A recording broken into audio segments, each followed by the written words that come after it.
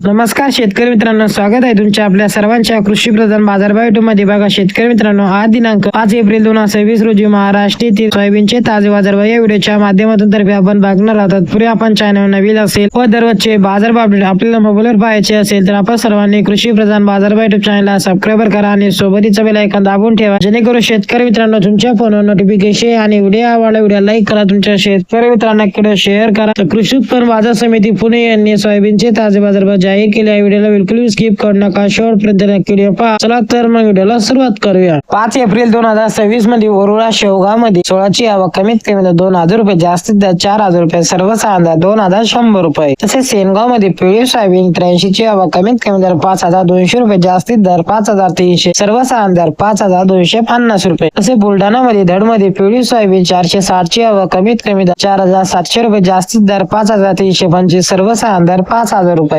तसे उमरखेड मध्ये पिवळी सोयाबीन 70 ची आवक कमीत कमी 4800 रुपये, जास्तीत दर 4900, सर्वसाधारण दर 4850 रुपये. उमरखेड डांकी मध्ये पिवळी सोयाबीन 260 ची आवक कमीत कमी 4800 रुपये, जास्तीत 4900, सर्वसाधारण दर 4850. नागपूर मध्ये लोकल सोयाबीन 295 ची आवक कमीत कमी दर 5000 रुपये, जास्तीत दर 5716, सर्वसाधारण दर 5537 रुपये. तसेच जळकोट मध्ये 477 ची आवक कमीत कमी दर 5300 रुपये, जास्तीत दर 5500, सर्वसाधारण दर 5450 रुपये. तसेच बारामती सुपी मध्ये पिवळी सोयाबीन 13 ची आवक कमीत कमी दर 4500 रुपये, जास्तीत दर 5430, सर्वसाधारण दर 5350 रुपये. हे होते 5 एप्रिल 2026 रोजी महाराष्ट्रातील सोयाबीनचे ताजे बाजारभाव. भेटूया अशा एका नवीन व्हिडिओ मध्ये. तोपर्यंत धन्यवाद.